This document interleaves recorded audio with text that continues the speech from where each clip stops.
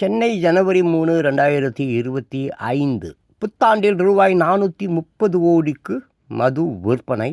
அண்டை மாநிலங்களை தமிழகம் பின்னுக்கு தள்ளியது.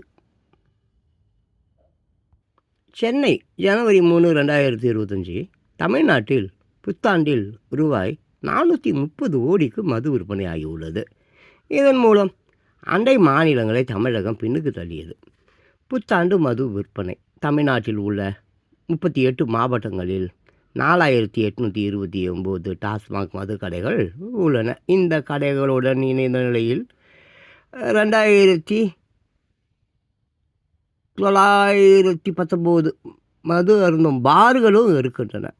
டாஸ்மாக் மது கடைகளில் தினமும் சராசரியாக ரூபாய் 150 கோடிக்கும், வார இறுதி நாட்களில் ரூபாய் 200 கோடிக்கும், பண்டிகை காலங்களில் ரூபாய் 250 கோடிக்கும் மது விற்பனை நடைபெறுகிறது. இந்த வகையில் இந்த ஆண்டு புத்தாண்டு தினத்தில் டிசம்பர் 31 மற்றும் ஜனவரி 1 தேதிகளில் 2 நாட்கள் ரூபாய் 400 கோடிக்கு மது விற்பனை நடைபெறும் என்று எதிர்பார்க்கப்பட்டது. ஆனால் அதையும் தாண்டி மது விற்பனை நடைபெற்றுள்ளதாக தெரிகிறது. தகவல் கசியவில்லை. 38 மாவட்டங்களில் உள்ள மாவட்ட மேலாளர்கள் அந்தந்த பகுதிகளில் மது விற்பனை நிலவரத்தை தெரிவித்த நிலையில் சென்னை, திருச்சி, சேலம், மதுரை, கோவை ஆகிய 5 மண்டல மேலாளர்கள் விற்பனை விவரத்தை வெளியிடவில்லை. இதேபோல் சென்னையில் உள்ள டாஸ்மாக் தலைமை அலுவலகத்திலிருந்தும் புத்தாண்டு மது விற்பனை தொடர்பாக எந்த தகவலும் வெளியாகவில்லை. இது குறித்து டாஸ்மாக் அதிகாரி ஒருவரிடம் கேட்டபோது, துறையின் அமைச்சர் செந்தில் பாலாஜி புத்தாண்டு மது விற்பனை தொடர்பாக எந்தவித தகவலையும் வெளியிட்டுவிடக்கூடாது என்று உத்தரவு போட்டிருப்பதாக தெரிவித்தார். ரூபாய் 430 கோடி விற்பனை ஆனாலும் டிசம்பர் 31, ஜனவரி 1 தேதிகளில் சுமார் ரூபாய் 430 கோடிக்கு மது விற்பனை நடைபெற்று இருப்பதாக கூறப்படுகிறது.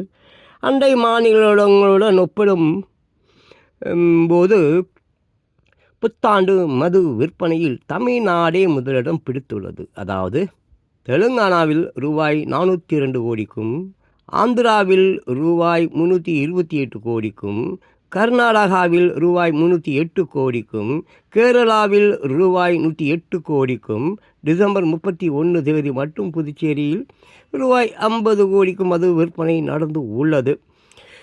வட்டிக்கு கூட போதாது. தமிழ்நாட்டில்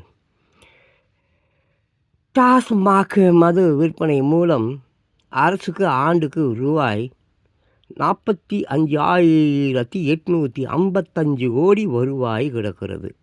ஆயத்தீர்வை மற்றும் கலாய் வரிகள் மூலம் இந்த அளவுக்கு பணம் கிடைக்கிறது என்றாலும் தமிழக அரசு வாங்கி உள்ள கடனுக்கு ஆண்டு வட்டி தொகைக்கு கூட இந்த பணம் போதுமானது அல்ல. அதாவது தமிழக அரசு வாங்கி உள்ள கடனுக்கு வட்டியாக ரூபாய் 63,722 கோடியை ஆண்டுதோறும் கட்டி வருவது குறிப்பிடத்தக்கது. புத்தாண்டில் ரூபாய் 430 கோடிக்கு மது விற்பனை. அண்டை மாநிலங்களை தமிழகம் பின்னுக்கு தள்ளியது.